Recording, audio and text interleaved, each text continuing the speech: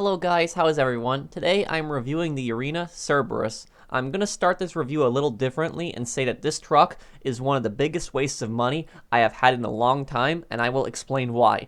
Do not buy this truck. This truck is the most expensive arena vehicle. It costs the regular price of $3,870,300, but you can get it for a trade price of $2,910,000 if you play enough arena events, which is still really expensive. This truck has spikes similar to most of the other arena vehicles and has the ability to jump and use boost. However, what makes this vehicle unique is its dual remote controlled flamethrowers. We have not had a flamethrower before in GTA, so this is new. However, these flamethrowers, they're not as effective. I'll show you guys that a little later. The truck additionally comes with a ram or a scoop option. Choose the ram option, as in my opinion it's more effective at pushing vehicles out of the way. This truck is not fast, however, and it's a really big target, especially in the arena. Now, when I was recording a speed test for this thing, I had no idea what I was going to compare it against. So I decided to compare it against the Brigade, which is a common CEO truck, and the Scarab tank as part of the same DLC. And as you guys can see from this test, the Scarab tank is faster than the Cerberus. It has faster acceleration and faster speed. That's right, a tank is faster than this thing. And while the Cerberus looks like it's faster than the Brigade, it actually isn't. In my second test right here, I'm speeding this clip up to save time, the Scarab tank also is in first place, but eventually the Brigade ends up catching up to the Cerberus. So the Cerberus has terrible speed and terrible handling as well. Even a tank is beating it. Can't believe that. The boost makes up a little bit for its speed, but what really hurts this vehicle is the fact that it's so big and so tall, it can get stuck in so many places other vehicles wouldn't get stuck in. There's so many lower bridges and lower structures this thing can get hooked onto and can get stuck. So just be careful where you're driving, because you get stuck in one of these places, you can be a sitting duck. It really hurts the vehicle that it can get stuck so easily.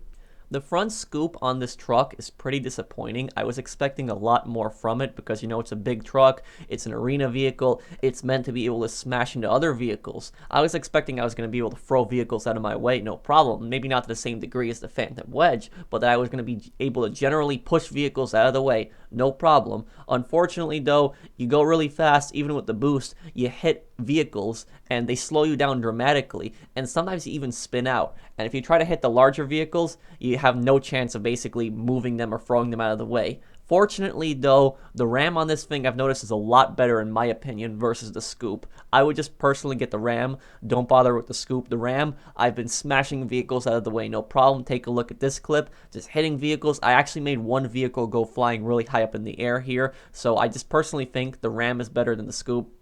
Now, in terms of weapons, this vehicle has just one weapon, the flamethrowers, and on the future variant they shoot green flames, but they're the exact same thing. The flamethrowers are remote controlled. There's one in the front that the driver controls and one in the rear that the passenger controls. What's nice about these, like I said, they're remote controlled, so you can fire them 360 around. This is the first remote controlled weapon that I've encountered on an arena vehicle. Definitely a nice change of pace, and it's a new weapon. We haven't seen a flamethrower before. Unfortunately, though, the flames aren't really that powerful. It'll take you some time to blow up vehicles. It took us a lot of time just to blow up this armored vehicle right here in Headhunter.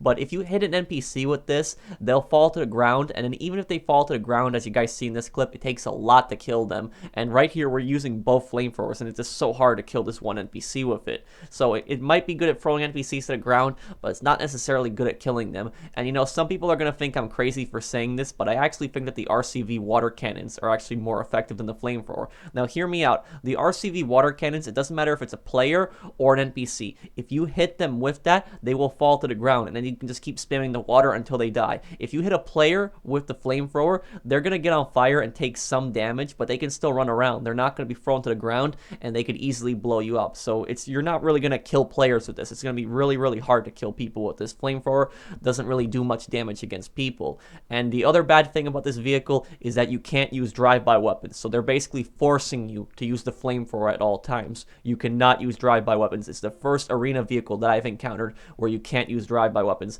Major disappointment there. In terms of damage resistance, the front window on this truck has somewhat bullet protection. I was actually pretty shocked by this. And this window, it's not completely bulletproof, but it will stop a number of bullets. Eventually, the window will break, and then you can shoot the driver out.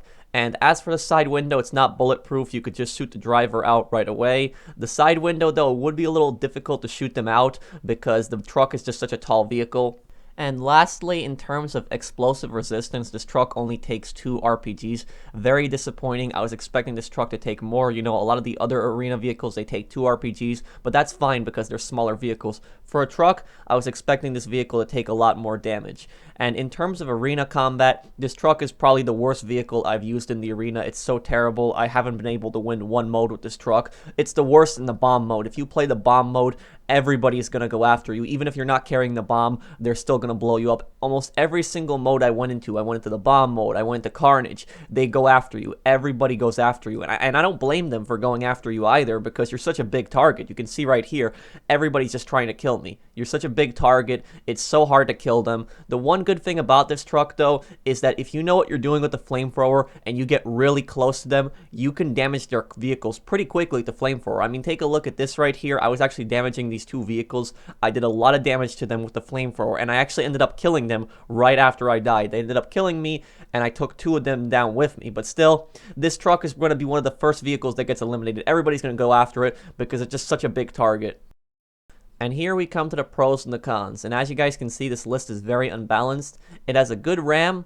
The ram will be able to smash vehicles out of the way, no problem. You should have no problem smashing vehicles out of the way with it. Just don't do the scoop. The ram, in my opinion, is better than the scoop. It has a unique flamethrower, so that's definitely a plus. It's the first time that we're seeing a flamethrower, and it's remote controlled, which is great.